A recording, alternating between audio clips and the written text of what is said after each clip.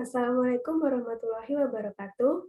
Halo semuanya, perkenalkan saya Nazla Manda Kamila dengan NIM 214743441 PN 17126 dari Program Studi Ekonomi Pertanian dan Agribisnis Angkatan 2021. Di sini saya akan memaparkan penugasan untuk memenuhi ujian tengah semester mata kuliah Statistika Pertanian kelas A yang diampu oleh Bapak Irwan Endrayanto dan Ibu Oki Almas Amalia. Selamat menyaksikan. Jadi topik pembahasan pada penugasan ini itu ada 3. Yang pertama adalah kegunaan statistika di bidang pertanian serta variabel random dalam penelitian di bidang pertanian. Yang kedua, mengenai peluang dan aplikasinya di bidang pertanian. Selanjutnya, yang ketiga, aplikasi distribusi variabel random diskrit di bidang pertanian. Langsung kita membahas mengenai topik pertama, yaitu kegunaan statistika di bidang pertanian, serta variabel random dalam penelitian di bidang pertanian. Nah, soal yang pertama, yaitu buatlah satu contoh rancangan penelitian di bidang pertanian yang berbeda dari yang telah dibahas di kelas dan bukan contoh dari buku referensi. Rancangan penelitian berisi tujuan penelitian dan data yang dikumpulkan. Di sini, saya merancang sebuah penelitian dengan judul Pengaruh Cekaman Salinitas terhadap Perkecambahan Tanaman Kedelai atau dengan nama ilmiah Glycine Maxwell dan kedelai hitam dengan nama ilmiah Glycine Maxwell Merrill. Terdapat 2 tujuan pada rancangan penelitian ini. Yang pertama, untuk mengetahui dampak cekaman salinitas terhadap perkecambahan tanaman kedelai dan kedelai hitam. Yang kedua, untuk mengetahui perbedaan respons antara tanaman kedelai dan kedelai hitam pada kondisi salin. Pengamatan pada penelitian ini dilakukan selama 4 minggu atau sekitar 28 hari pengamatan. Selanjutnya, mengenai data yang digunakan pada penelitian ini, berdasarkan sumbernya, data yang digunakan adalah data primer karena data diperoleh melalui hasil eksperimen langsung pada objek. Selanjutnya, berdasarkan waktunya, waktu pengumpulan termasuk jenis cross-section, karena dikumpulkan dalam satu periode waktu tertentu. Pada penelitian ini, periode tersebut terdapat pada 28 hari pengamatan.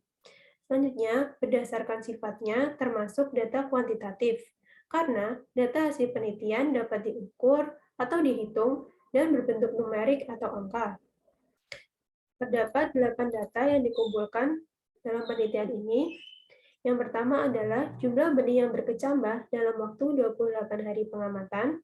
Yang kedua, jumlah daun tiap komoditas pada berbagai perlakuan saat 22, 24, 26, dan 28 hari setelah tanam. Perlakuan yang dimaksud di sini adalah konsentrasi air salin yang berbeda. Data yang ketiga yaitu tinggi tanaman tiap komoditas pada berbagai perlakuan saat 22, 24, 26, dan 28 hari setelah tanam. Jadi untuk pengamatan data jumlah daun dan tinggi tanaman dilakukan setiap 2 hari sekali selama 7 hari pada minggu terakhir pengamatan. Selanjutnya ada data keempat, yaitu panjang akar tiap komoditas pada berbagai perlakuan. Yang kelima ada bobot segar dan bobot kering tiap komoditas pada berbagai perlakuan. Yang keenam adalah data luas daun tiap komoditas pada berbagai perlakuan. Data ketujuh yaitu gaya berkecambah tiap komoditas pada berbagai perlakuan. Terakhir ada data indeks vigor tiap komoditas pada berbagai perlakuan. Nah, untuk data panjang akar, bobot segar dan bobot kering, luas daun, gaya berkecambah, dan indeks vigor ini dilakukan pada hari ke-28 atau hari terakhir pengamatan. Oke, untuk soal selanjutnya yaitu jelaskan konsep variabel random. Selanjutnya, dari contoh rancangan penelitian yang saudara rumuskan di poin A tadi, sebutkan variabel randomnya. Nah, variabel random ini bisa lebih dari satu. Sebelum itu, kita harus memahami konsep mengenai variabel random. Jadi, variabel random di sini adalah suatu fungsi yang memetakan setiap anggota ruang sampel pada bilangan real. Variabel random atau disebut juga peubah acak dapat diartikan sebagai cara memberi harga berupa angka pada setiap elemen ruang sampel. Nah, Kenapa sih disebut random? Karena nilai dari variabel random ini ditentukan oleh hasil sebuah eksperimen, sehingga merepresentasikan hasil yang tidak pasti dan belum diketahui sebelumnya. Jadi nilainya harus diperoleh dengan cara melakukan eksperimen terlebih dahulu. Selanjutnya ada contoh penerapan dari variabel random ini dapat dilakukan saat eksperimen pelemparan koin sebanyak 2 kali. Terdapat ruang sampel atau S, yaitu gambar-gambar, gambar angka gambar, dan angka-angka. Nah, variabel random X-nya ini dapat berupa banyaknya gambar yang muncul selama pelemparan koin sebanyak 2 kali. Nah, variabel random ini dibagi menjadi 2 macam, yaitu variabel random discrete dan variabel random continue. Untuk variabel random discrete merupakan variabel random yang didefinisikan pada ruang sampel discrete yang hanya dapat menjalani harga-harga yang berbeda yang berhingga banyaknya, atau sama banyaknya dengan bilangan cacah. Nilai pada variabel random discrete terpisah sehingga tidak ada nilai antara. Contoh dari variabel random discrete ini yaitu ada jumlah telur bebek yang menetas dalam pengaruh sumber panas yang berbeda selama 2 minggu pemeliharaan. Selanjutnya, ada jumlah ikan kakap yang bertahan hidup selama 1 batch pemeliharaan. Nah, kedua contoh ini dapat menghasilkan suatu kemungkinan tidak terjadinya telur bebek yang menetas atau ikan kakap yang bertahan hidup, sehingga bisa termasuk variabel random discrete. Selanjutnya ada variabel random continue, yaitu variabel random yang didefinisikan pada ruang sampel kontinu yang dapat menjalani setiap harga dalam suatu interval yang tidak terputus, sehingga tidak berhingga banyaknya. Contohnya yaitu ada bobot ikan lele saat dipanen, tinggi tanaman jagung selama 1 minggu pengamatan, yang terakhir ada jumlah keuntungan yang diperoleh dari penjualan komoditas sagu. Nah, variabel random continue pada contoh di sini termasuk variabel random continue karena intervalnya tidak terputus sehingga banyaknya itu tidak terhingga. Untuk perbedaan variabel random continue dan variabel random discrete lebih jelas dapat dilihat pada tabel berikut. Perbedaan berdasarkan pengertiannya, untuk variabel random discrete mengacu pada sejumlah nilai terisolasi yang tidak memiliki urutan yang melekat. Sedangkan variabel continue mengacu pada jumlah tak terbatas dari nilai yang berbeda. Berdasarkan jenis bilangannya, variabel random discrete dinyatakan dalam bentuk bilangan cacah. Bilangan cacah ini adalah bilangan bulat yang dimulai dari angka 0. Sedangkan variabel continue dinyatakan dalam bentuk bilangan real. Bilangan real ini dapat bentuk desimal atau pecahan. Hal ini dilakukan agar datanya itu lebih valid. Selanjutnya, berdasarkan cara perolehan nilai, variabel discrete diperoleh dengan cara menghitung, sedangkan variabel continue diperoleh dengan cara mengukur. Terakhir ada berdasarkan asumsi, untuk variabel discrete diasumsikan pada nilai yang berbeda atau terpisah, sedangkan variabel continue diasumsikan pada nilai apapun di antara dua nilai. Selanjutnya, berdasarkan rancangan yang saya buat tadi, ada beberapa variabel random discrete dan continue yang dapat ditemukan. Untuk variabel random discrete-nya yaitu jumlah benih yang berkecambah dan jumlah daun.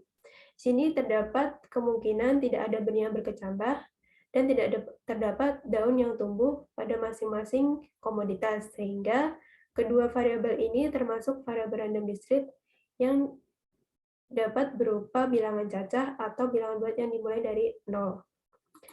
Selanjutnya, dari variabel continue ini, ada data tinggi tanaman, panjang akar, bobot segar, bobot kering, luas daun, gaya berkecambah, dan indeks vigor. Data-data ini diperoleh dengan cara mengukur, sehingga termasuk variabel random continue. Untuk gaya berkecambah sendiri, diperoleh dengan cara rumus jumlah biji yang berkecambah sampai hari ke N dibagi jumlah biji yang dikecambahkan dikali 100%. Sementara untuk indeks vigor dapat diperoleh dengan rumus jumlah biji yang berkecambah pada hari ke N dibagi hari pengamatan. Hasil dari gaya berkecambah dan indeks vigor ini dapat berupa persen, pecahan, atau desimal, sehingga termasuk variabel random continue. Nah, selanjutnya kita membahas mengenai topik yang kedua, yaitu peluang dan aplikasinya di bidang pertanian. Di sini terdapat pernyataan yaitu seorang petani membeli 3.000 bibit kangkung dari toko pertanian A dan B. Sebanyak 1.000 bibit dibeli dari toko A, sedangkan 2.000 bibit berasal dari toko B. Setelah ditanam, diketahui bahwa sebanyak 100 bibit dari toko A tidak tumbuh, dan sebanyak 250 bibit dari toko B tumbuh dengan baik. Nah, untuk soal yang pertama yaitu buatlah tabel kontingensi dari kasus di atas. Nah, dari soal di atas yang diketahui ada 3.000 bibit kangkung dari toko pertanian A dan B, yaitu di total. Selanjutnya ada sebanyak 1.000 bibit dari toko A, dan ada 2.000 bibit dari toko B. Nah, selanjutnya setelah ditanam itu diketahui ada 100 bibit dari toko A, ini tidak tumbuh, dan sebanyak 250 bibit dari toko B tumbuh dengan baik. Terdapat beberapa data yang belum diketahui, yaitu bibit di toko A yang tumbuh dengan baik, bibit toko B yang tidak tumbuh, dan total dari bibit yang tumbuh dengan baik dan tidak tumbuh dari kedua toko. Nah, untuk data yang pertama mengenai bibit yang tumbuh dengan baik dari toko A dapat diperoleh dengan rumus total bibit dari toko A yaitu 1.000 dikurangi total bibit toko A yang tidak tumbuh yaitu 100. Hasilnya adalah 900. Nah, data selanjutnya yaitu mengenai bibit toko B yang tidak tumbuh dapat diperoleh dengan rumus total bibit toko B sebanyak 2.000 dikurangi total bibit toko B yang tumbuh dengan baik sebanyak 250. Hasilnya adalah 1.750. Data selanjutnya adalah total bibit yang tumbuh dengan baik dari kedua toko. Dapat diperoleh dengan cara menambahkan total bibit toko A yang tumbuh dengan baik ditambah total bibit toko B yang tumbuh dengan baik juga, yaitu 900 ditambah 250. Hasilnya adalah 1.150. Data selanjutnya yaitu bibit yang tidak tumbuh dari kedua toko. Dapat diperoleh dengan menambahkan total bibit toko A yang tidak tumbuh sebanyak 100 ditambah total bibit toko B yang tidak tumbuh sebanyak 1.750. Hasilnya adalah 1.850. Selanjutnya ada soal yaitu jika sebuah bibit dipilih secara acak, hitunglah peluang bibit tersebut tumbuh dengan baik. Untuk menyelesaikan soal ini, kita menggunakan konsep peluang. Ya, peluang yang kita cari di sini adalah peluang terambilnya bibit yang tumbuh dengan baik secara acak dari kedua toko. Dapat diperoleh dengan rumus total bibit yang tumbuh dengan baik, yaitu 1.150 dibagi total bibit yang dibeli dari kedua toko, yaitu 3.000. Hasilnya adalah 23/60 atau 0,383. Untuk soal selanjutnya, jika sebuah bibit dari toko A diambil secara acak, berapakah peluang bibit tersebut tidak tumbuh? Untuk soal ini, peluang yang dicari adalah peluang terambilnya bibit yang tidak tumbuh dari toko A secara acak. Dapat diperoleh dengan rumus total bibit yang tidak tumbuh dari toko A yaitu 100 dibagi total bibit toko A keseluruhan yaitu 1.000. Hasilnya adalah 1/10 atau sama dengan 0,1. Untuk soal selanjutnya, jika diketahui sebuah bibit tidak tumbuh, berapakah peluang bibit tersebut berasal dari toko B? Untuk soal ini kita menggunakan konsep peluang bersyarat, yaitu terambilnya bibit yang tidak tumbuh dengan syarat bibit tersebut berasal dari toko B. Di sini saya sudah menggunakan beberapa simbol untuk toko A yaitu A, toko B dilambangkan dengan B, bibit yang tumbuh dengan baik dilambangkan dengan X, dan bibit yang tidak tumbuh dilambangkan dengan Y. Untuk peluang yang dicari pada soal ini adalah peluang bibit tidak tumbuh yang terambil berasal dari toko B. Nah, di sini menggunakan peluang bersyarat dengan rumus peluang B irisan Y dibagi peluang Y. Peluang B irisan Y yaitu 1.750 dibagi peluang Y yaitu 1.850. Hasilnya adalah 35/37 atau sama dengan 0,946. Nah, selanjutnya kita membahas mengenai topik Ketiga, yaitu aplikasi distribusi variabel random discrete di bidang pertanian. Sini terdapat soal, jelaskan untuk kasus seperti apa distribusi Poisson ini digunakan. Nah, sebelum itu kita harus memahami terlebih dahulu konsep mengenai distribusi Poisson. Jadi, distribusi Poisson ini merupakan distribusi probabilitas diskrit yang menyatakan peluang jumlah peristiwa yang terjadi pada periode waktu tertentu apabila rata-rata kejadian diketahui dan dalam waktu yang saling bebas sejak kejadian terakhir. Distribusi Poisson juga dapat diartikan sebagai distribusi nilai-nilai bagi variabel random diskrit berupa banyaknya hasil percobaan yang terjadi dalam suatu interval waktu tertentu atau di daerah tertentu. Pendekatan distribusi Poisson ini dilakukan untuk mendekatkan probabilitas percobaan binomial saat jumlah atau ukuran populasi yang dilambangkan dengan N itu cukup besar, tetapi probabilitas kelas sukses atau dilambangkan dengan P ini kecil. Untuk rumus dari distribusi Poisson ini adalah Px sama dengan E pangkat min lambda dikali lambda pangkat X dibagi X faktorial. Untuk mencari lambda dapat diketahui dengan mengalihkan N dan P.